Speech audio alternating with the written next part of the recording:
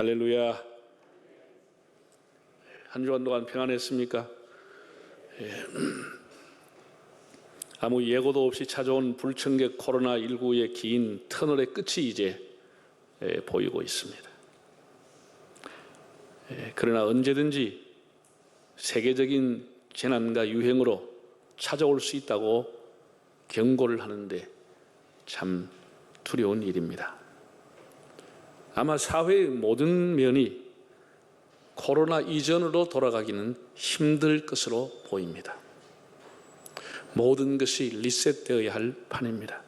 뉴욕대 경영대학원 누리엘 루비니 교수가 이런 말을 했습니다. 이제 대대공황의 시대가 왔다고 경고했습니다. 그는 각국의 GNP가 급감하고 세계 경제는 V자 혹은 U자, L자형도 아니고 I자형으로 수직 하강할 것이라는 비관적인 견해를 내놓았습니다. 예기치 않은 불청객이 온 세상을 발칵 뒤집어 놓은 것만은 사실입니다. 교회에서 예배드리는 풍경도 이제는 완전히 우리가 상상하지 못한 일들을 지금 하고 있는 겁니다.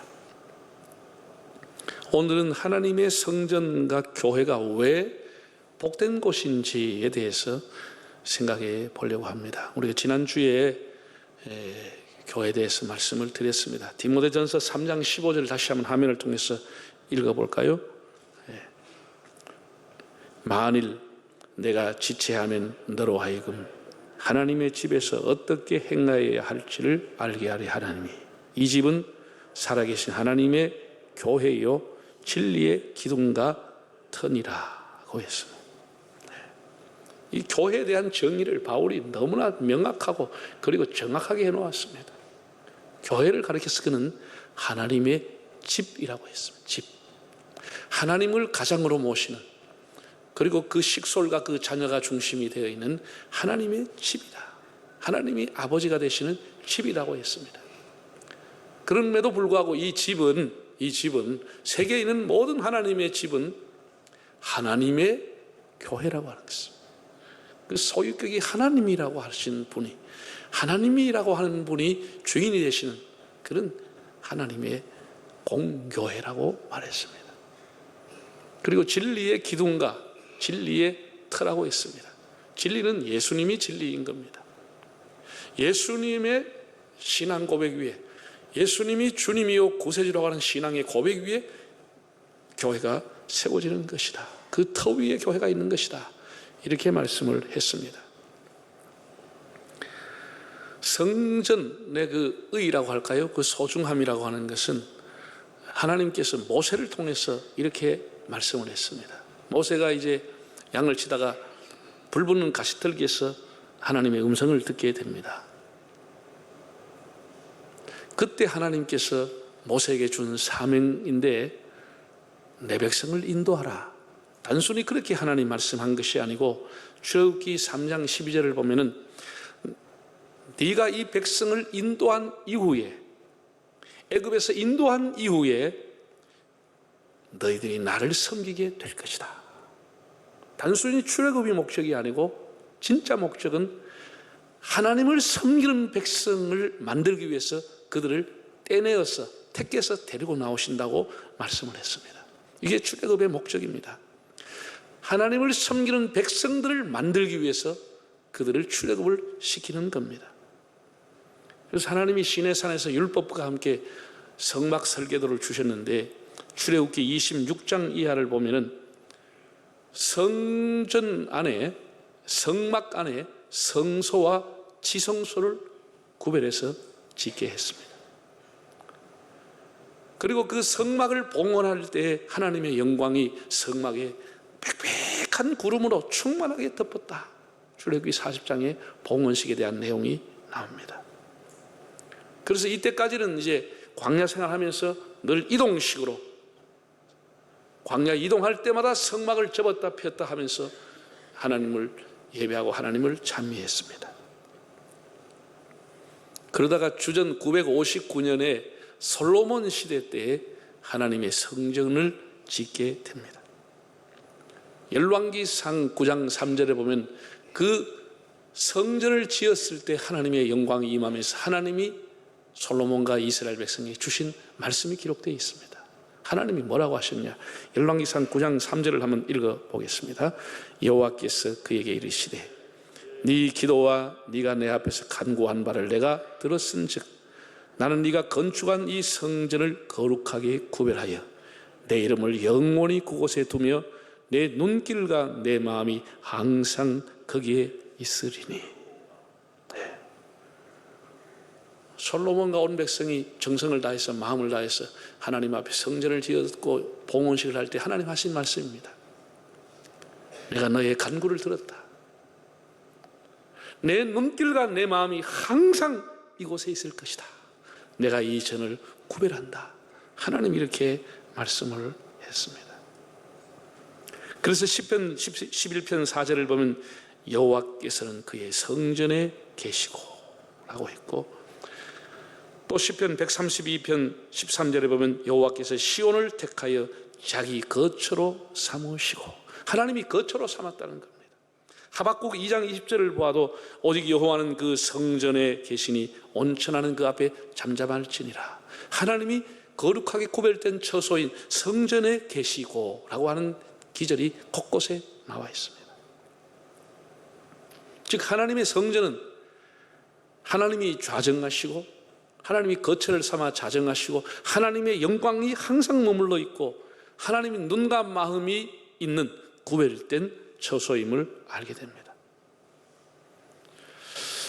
오늘 이제 본문에 보면 다윗이 하나님의 뜰에 대해서 이렇게 이야기를 합니다. 자, 본문 4절을 한번 다시 읽어볼까요? 4절입니다. 주께서 택하시고 가까이 오게 하사 주의 뜰에 살게 하신 사람은 복이 있나이다. 우리가 주의 집 곧 주의 성전의 아름다움으로 만족하리이다.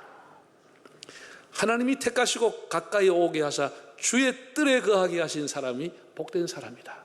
주의 뜰에 머물게 된 사람들, 주의 뜰 안에 살게 된 사람이 복된 사람이라고 말했습니다.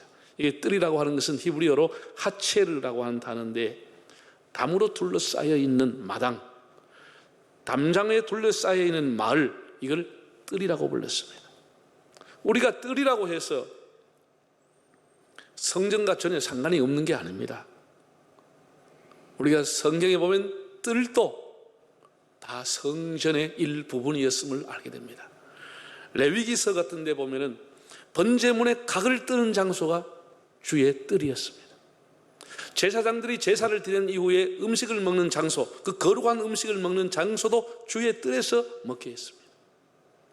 백성들이 서서 기도하고 백성들이 서서 찬양을 하는 것도 주의 뜰이었다. 이렇게 나와 있습니다.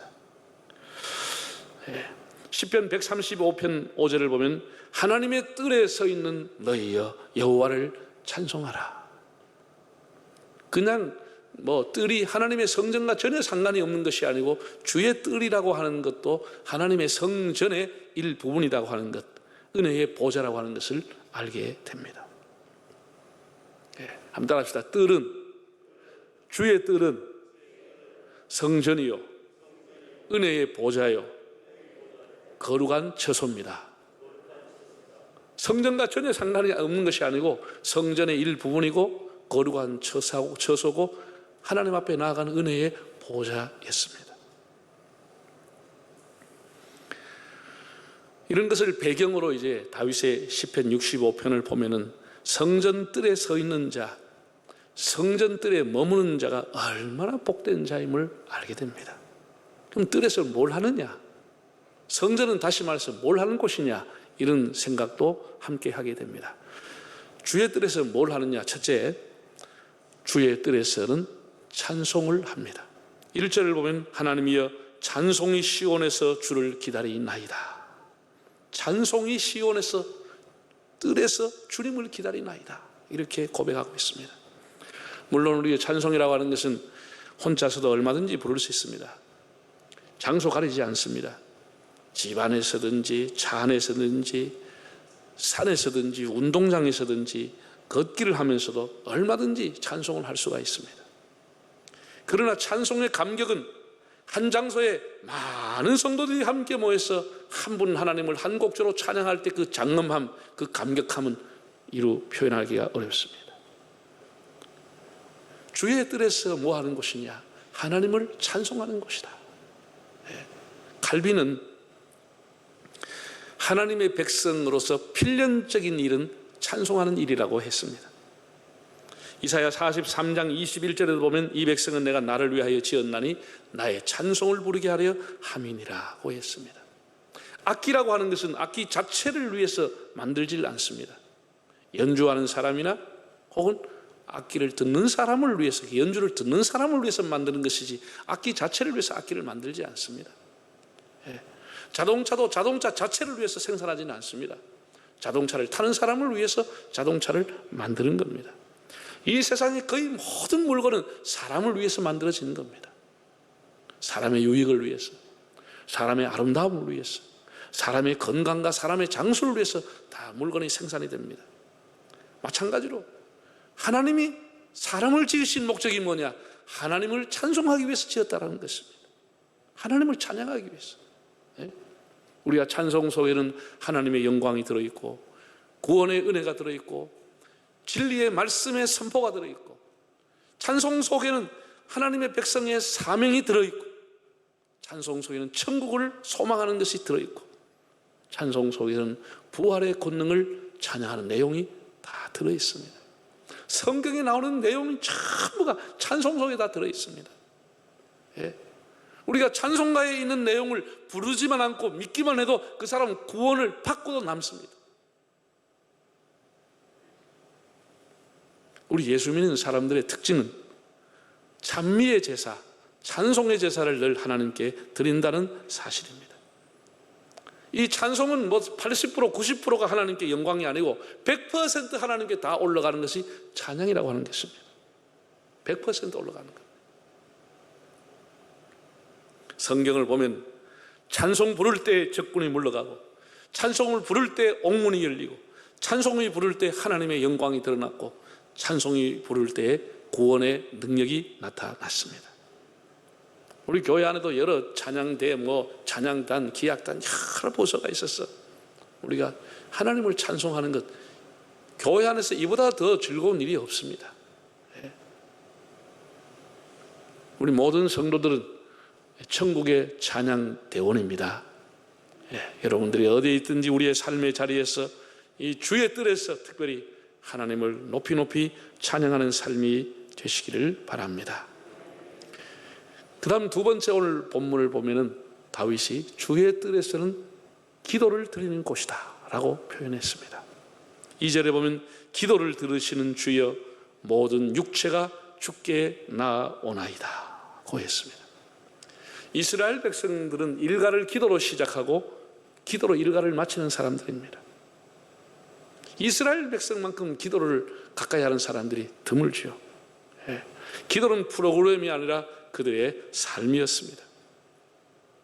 그들은 국가적으로 어떤 위기가 있을 때는 미스바 광장이라고 하는 곳에, 수문앗 광장이라고 하는 이 주의 뜰에 다 모여가 몇 시간이고 울부짖어 하나님 앞에 기도를 드렸습니다. 성전 안에는 아무나 들어갈 수가 없었죠. 그건 레위인이나 제사장들만이 구약시대는 들어갈 수 있었지 성전에는 아무나 들어갈 수 없었습니다. 그래서 어디에 모이냐? 다 주의 뜰에 모여서 기도한 겁니다. 한나가 기도한 것도 주의 뜰이요, 다윗 왕이, 히스기야 왕이 기도한 것도 주의 뜰입니다. 느헤미야가 기도한 것도 주의 뜰이었습니다. 그들은 레위인 지파가 아니었기 때문에 성전 안에 들어가질 못했습니다. 다 왕이지만 주의 뜰에 나와서 손을 들고 하나님 앞에 찬양과 기도를 드렸던 것입니다. 그래서 하나님이 내 눈과 내 마음이 항상 여기에 있으리라 이렇게 말씀을 한 겁니다. 만민이 기도하는 곳, 가부가 울부짖어 기도하던 곳, 세리가 가슴을 치며 애통해하던 것도 다 하나님의 뜰입니다. 모든 육체가 주께 나아오나이다 고 했습니다. 사랑하는 여러분, 여러분들이 주의 뜰에 나와서 기도의 향기를 하나님 앞에 올리시기를 바랍니다. 기도는 이론도 아니고 기도는 이벤트가 아닙니다. 기도는 습관이요, 삶이요 우리의 체험인 겁니다. 우리 신앙은 바로 기도인 겁니다. 우리 새벽이든 낮이든 밤이든 교회든지 집이든지 기도 시간은 절대 시간의 낭비가 아니고 공수표가 아닙니다. 우리 교회 역사가 이어가는 것은 기도하는 사람 때문에 교회 역사가 이어가게 되는 겁니다. 여러분, 기도로 시련을 극복하고 기도로 담장을 뛰어넘고 기도로 목회를 동력하고 기도로 자녀를 키우고 기도로 사업하고 기도로 승리하시기를 바랍니다. 한번 다 손들고 한번 따라하겠습니다. 평생 기도, 평생 축복. 할렐루야.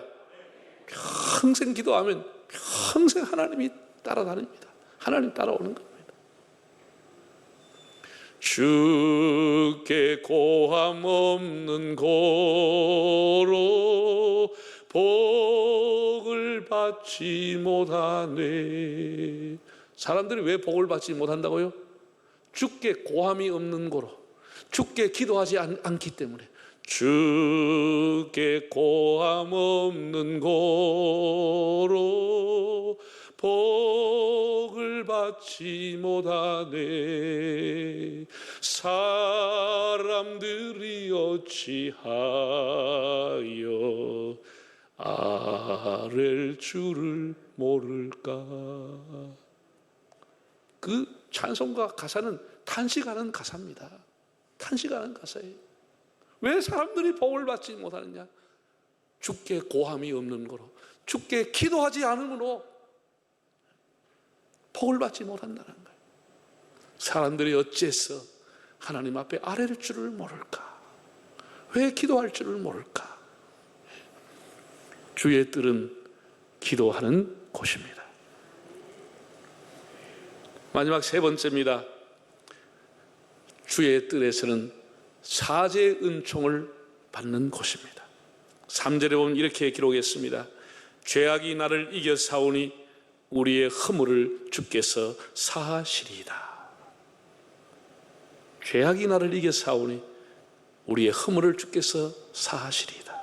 조선어 성경을 보면은 우리가 지은 죄 힘겹도록 무거우나 당신은 그것을 씻어 주십니다고 되어 있습니다. 우리가 지은 죄가 힘겹도록 무겁지만 주님이 우리의 죄를 씻어 주십니다.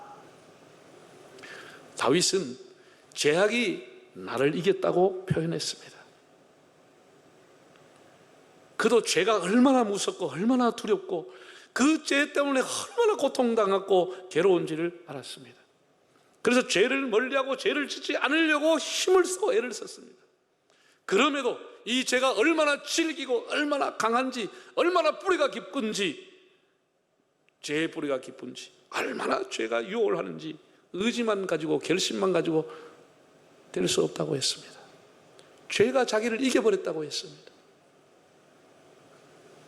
여러분, 술 중독, 인터넷 도박 중독하는 사람들,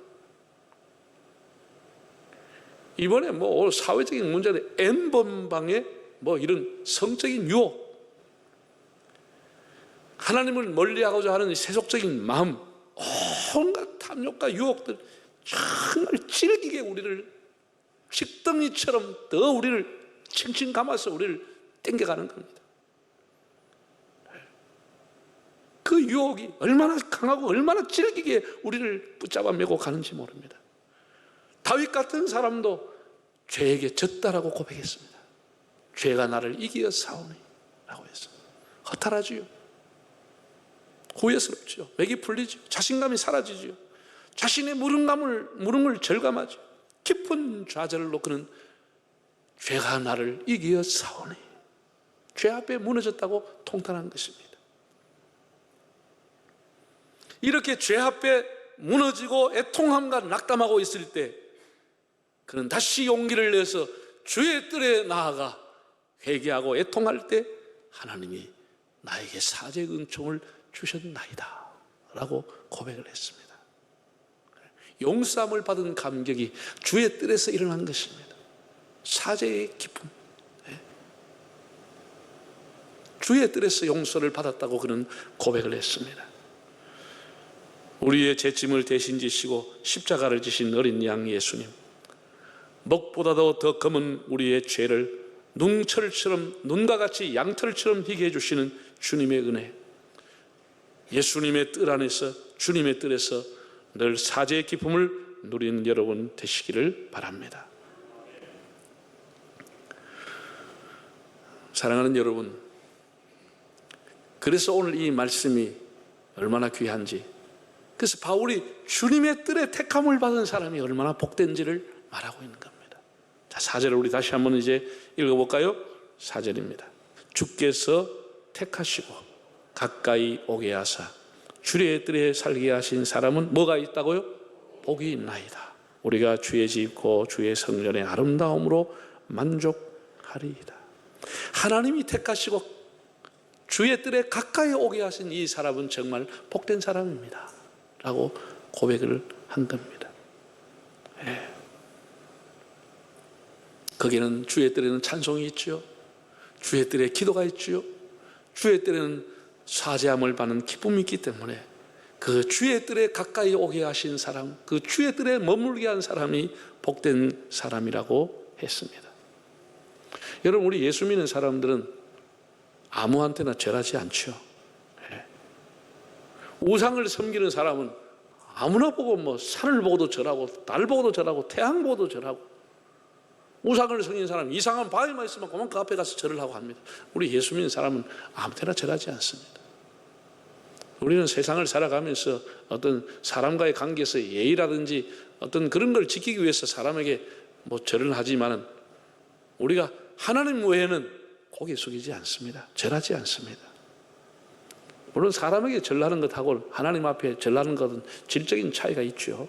예배라고 하는 것도 절하다라고 하는 단어에서 나온 겁니다. 하나님 앞에 절하는 시간이 예배하는 시간입니다. 왜 우리가 하나님 앞에만 고개를 숙이죠? 하나님만이 나의 왕이 되시고 하나님만이 나의 창조주가 되시고 그분만이 나를 통치하기 때문입니다. 이 세상의 어떤 권력자라도 내 인생의 불행을 막아주지 못합니다. 부모님이라 할지라도 내가 왜 아파하는지, 내가 왜 번민하는지, 내가 왜 괴로워하는지를 모르는 겁니다. 몰라요. 하나님만이 우리를 아시는 겁니다.